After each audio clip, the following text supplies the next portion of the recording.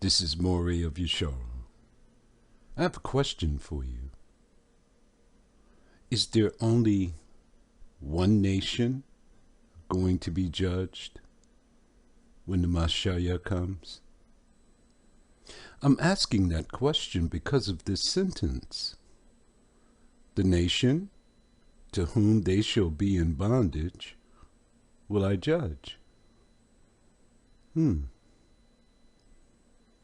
We're going to investigate that. But if you were to choose one nation out of all of them, who would you choose? Look at the image. Have you ever asked yourself, what kind of people would participate in such activities as these? Reveling in the death of the children of Yeshara, bringing their children, taking photo ops, taking souvenirs, body parts, smiling, having picnics, county fairs. Who would you choose? Let's begin. Barashiat, you would say Genesis chapter 15, 13 to 14. Let me give you a little context. Abraham was dreaming. It was a nightmare. It was very disturbing. Let me show you what he was seeing in the dream. 13. And he said unto Abraham, who said, the Aliyam, know of a surety that your seed shall be a stranger in a land that is not theirs, and shall serve them, and they shall afflict them 400 years. Here's the question. Has this ever happened before? Is there any place in history where the children of Yeshara or Abraham's seed was in bondage for 400 years, any place in the world? The answer is no. This bondage only happened in one place, and it's well documented in America. Some people say that the Jews were in bondage in Egypt for 400 years. Everything about that statement or thought process is ignorant. In the beginning, the prefix of ignorant is ignore. They've ignored the book and fell for the okey-doke, movies, people making false statements. No one was enslaved or treated evil in Egypt for 400 years. Yosef, the one you call Joseph, he didn't even go down into Egypt until 215 years before the Exodus. I've made videos on this. I think the name 400 or 430. Yeah. They sojourned in Canaan for 215 years, and they went down into Egypt 215 years before the Exodus. That's a fact. So anyone who says that they were in bondage in Egypt for 400 years is a liar, and the truth is not in them. 14. And also the nation whom they shall serve, look, singular, will I judge. And afterward shall they come out with great substance. I teach my students how to study. The new is in the old contained, the old is in the new explained. Let's take a look at the New Testament. Acts of the Apostles, really Acts of the Shepherds, chapter 7, 6-7. 6. And Yahuwah spake on this wise. I thought it was the Aliyam who spoke before. The Aliyam are the extension of Yah's arm. That his seed, whose seed? Abraham, should sojourn in a strange land. Look at the word sojourn. It's a willful act. It's not being taken into bondage.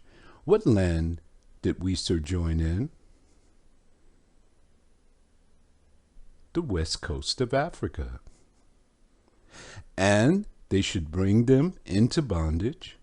They is a pronoun. It describes persons, places, things. Who is the they? Islam. The kings in the west coast of Africa. And Mr. White. It was a collaboration between those three parties to empty out the land and bring the tribe of Yahudah into bondage and treat them evil 400 years. When you speak to the white people in this country and you say that we are this people that are in the book, the first thing they say is that you were not enslaved in this country for 400 years. It doesn't say just slavery. It says slavery, bondage, and treat them evil 400 years. They made laws just to hold us down. 1865, we thought we were free. They came up with vagrancy laws, 13th Amendments, anything that they could muster up to keep us working on their farms. 7. And the nation, singular again, to whom they shall be in bondage, will I judge, said Yahuwah. And after that shall they come forth and serve me in this place. Okay, so I had to do some investigation here, because I've read in other places in the text that all of the nations who took us into bondage shall be judged. In order to solve this dilemma, what dilemma? Whether it's nation, singular, or nations, plural, I have to take you to the Paleo-Hebrew, 585 years before the Messiah came on the earth. You see they have BC here. That means before Christ. Christ is an inserted word. Christ is the mighty one of the Europeans. Christ is Christos Helios, the sun god, the god of Constantine the Great. The only thing that is in this book is the Messiah in the Old Testament and the New. Look on the first line. You'll see 4 letters circled there.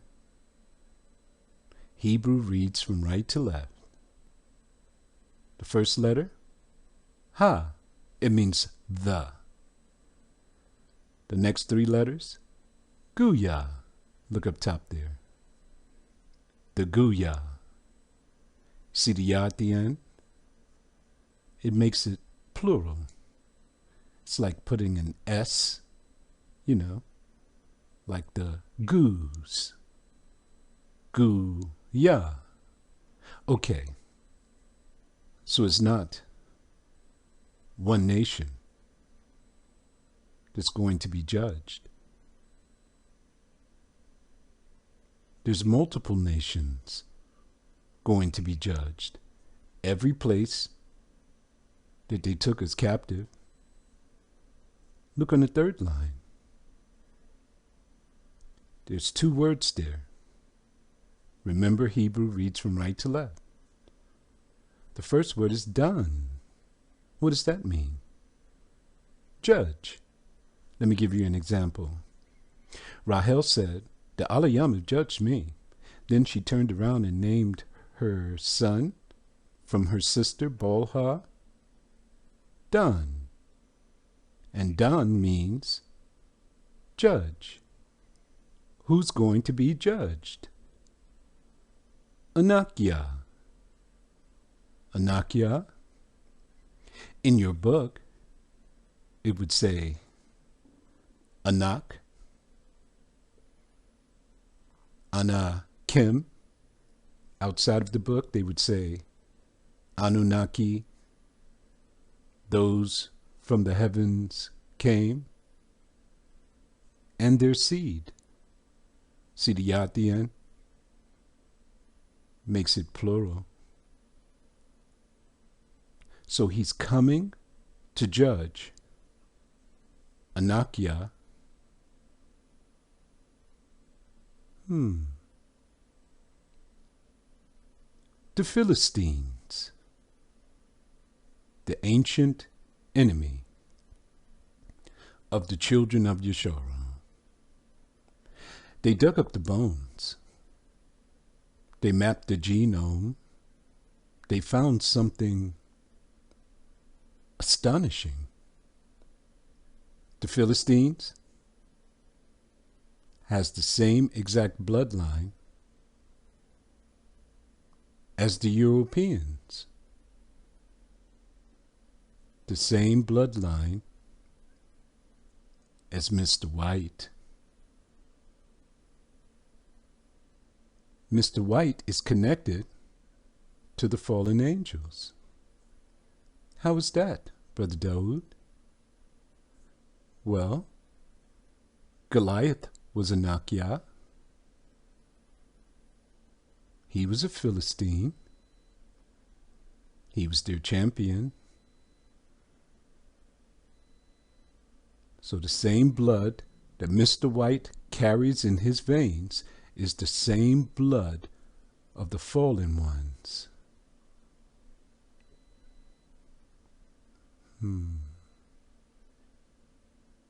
Are you starting to see something?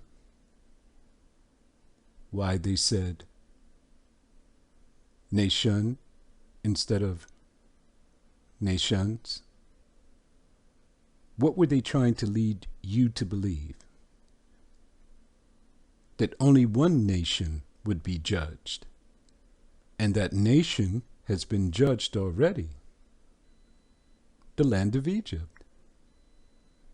Then they lied to you and told you that their chosen group, Israel, the Jews, were in bondage in Egypt for 400 years to wipe you out of the picture. This already happened. But it didn't. This captivity happened right here in the Americas.